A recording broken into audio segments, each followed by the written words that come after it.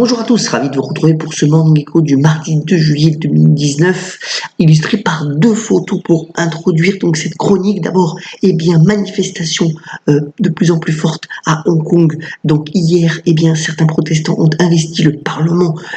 C'était le jour de l'annexion, de l'anniversaire de l'annexion de Hong Kong à la Chine en 1997. Et puis aussi défi du Japon, donc qui relance la pêche à la baleine, bravant donc un statu quo de 31 ans, alors que dans le même temps, les marchés défient à la hausse les courbes, puisque le SP500, donc le marché américain, bat un nouveau record en clôture hier, sous-tendu de cette paix commerciale pour le moment entre les États-Unis et la Chine, même si rien n'est réglé. Mais vous voyez, les marchés européens ne sont pas aussi en reste, puisque notamment le DAX, c'est le graphique de gauche, a repris plus de 20% depuis son point bas de décembre, dans un contexte où on est toujours avec des taux d'intérêt de plus en plus bas.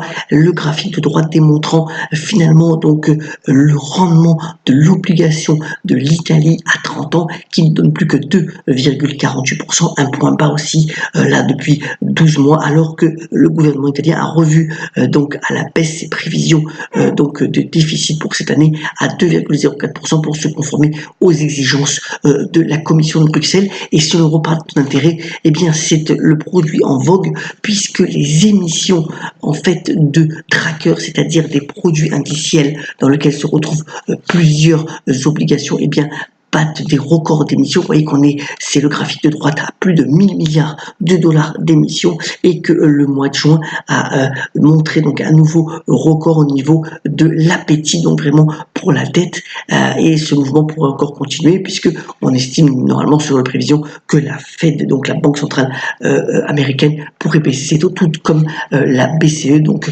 trouvant de nouveaux horizons pour les marchés obligataires.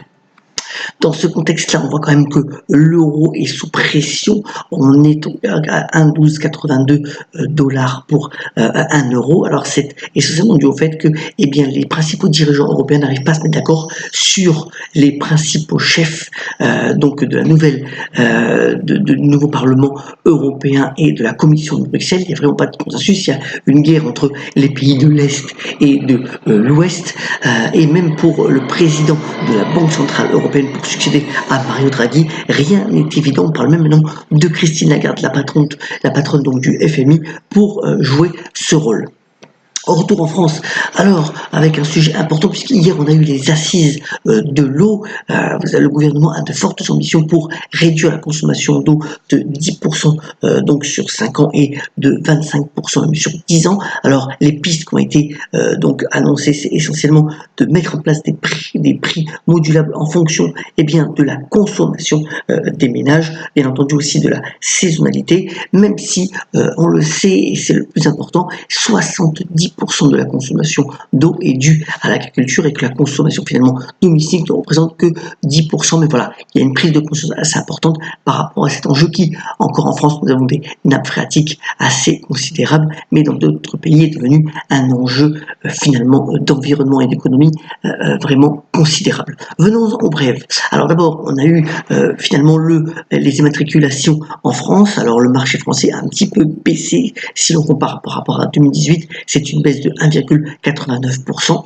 même si Peugeot continue à tirer son épingle du jeu. Alors la performance de Peugeot depuis le début de l'année est comparable à celle du CAC 40, et on attend toujours un éventuel mouvement stratégique du groupe pour pouvoir encore étendre son activité, avec notamment une alliance d'un autre constructeur dans le monde. Alors là, voilà une vaste restructuration qui se met en place chez un des géants du cosmétique qui s'appelle Coty. Alors l'action a dans un contexte de marché fortement haussier.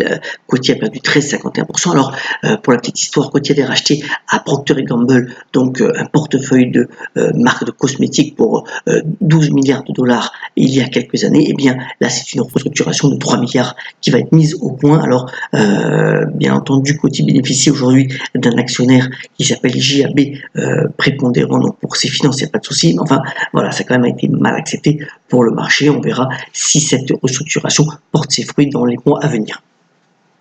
Par contre, en revanche, sur les casinos, eh bien, ça reprend des couleurs. Alors, les deux principaux exploitants de casinos qui sont Wynn Resort et Las Vegas Sands ont pris hier entre 4 et 5%. C'est surtout dû au fait que à Macao, eh bien, les volumes de jeux sont repartis vraisemblablement à la hausse. Alors, vous voyez que sur 5 ans, la performance de ces deux opérants de casino finalement sont modestes, mais on espère finalement une amélioration pour les mois à venir et surtout pour cet été.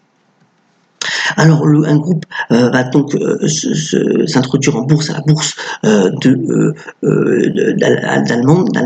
d'Allemagne. Donc, c'est Global Fashion Group qui va rentrer d'ici le 4 juillet, d'ailleurs, jour de l'Independence Day. Alors, vous voyez que c'est des groupes de mode à travers les pays émergents, même si, alors, l'objectif, c'est de lever 150 millions d'euros pour une valorisation à 3 milliards, même si, finalement, eh bien, le prix de cotation a été revu à la baisse à 4,50 euros. Donc voilà, cotation dans 2 jours pour Global Fashion Group, qui est une des marques d'ailleurs de Rocket Internet des frères Samware, qui est bien connu aujourd'hui pour bien entendu son activité sur le net. Et on attend de voir un petit peu l'issue de cette introduction. Terminons ce Morning Echo par un des livres qui marque finalement le début de cet été et qui peut être emporté bien entendu pour vos sorties et éventuels repos donc à la plage ou ailleurs. C'est le livre consacré à Gérard Houry, mon père, l'as des as, qui est écrit d'ailleurs par sa fille Emma Thompson. Il faut savoir que le père et la fille ont collaboré sur 11 scénarios parmi les plus grands succès du cinéma comique français. Alors c'est un peu l'histoire de Gérard Houry au travers de ces anecdotes du cinéma avec énormément de témoignages de grands acteurs. Et voilà, c'est un livre assez magnifique, croustillant d'anecdotes que je vous recommande donc pour cette saison estivale. Terminons ce Morning Echo en rendant hommage donc à Lynn Renaud qui fête l'anniversaire aujourd'hui, qui va avoir 91 ans et qui a notamment dit cette phrase toute simple mais pleine de sens: prendre un an de plus, c'est une chance. Passez une excellente journée, soyons bien entendu solidaires, ayons la pêche et à demain pour le Morning Echo.